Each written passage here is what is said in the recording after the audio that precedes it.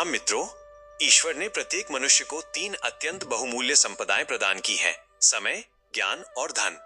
इन तीनों तत्वों का संतुलन ही जीवन की सार्थकता निर्धारित करता है। हमारे जीवन की गुणवत्ता इस बात पर निर्भर नहीं करती कि हमारे पास ये तत्व कितनी मात्रा में है, बल्कि इस पर निर्भर करती है कि हम इन्हें किस प्रारूप में व्यवस्थित करते हैं।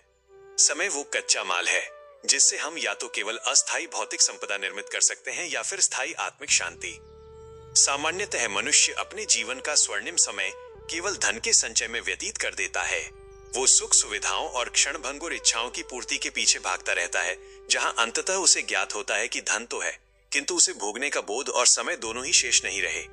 दूसरी ओर एक सजग साधक अपने समय का निवेश सर्वप्रथम ज्ञान अर्जन में करता है।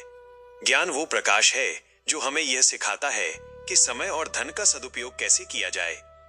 सबसे उत्तम और संतुलित प्रारूप यही है कि हम प्राथमिकता के क्रम में पहले ज्ञान को रखें और फिर धन को।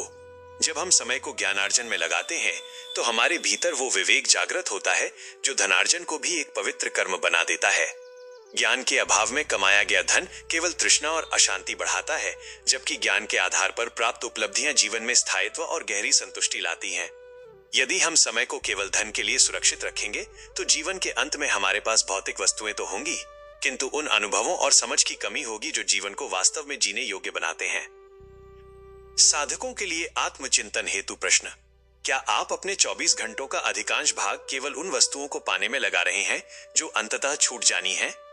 क्या आपके पास पर्याप्त धन होने के बाद भी मानसिक शांति है? यदि नहीं, तो क्या ये ज्ञान और विवेक की कमी के कारण है? क्या आप आज से अपने समय का एक निश्चित भाग आत्मविकास और ज्ञानार्जन के लिए सुरक्षित रखने का संकल्प ले सकते हैं?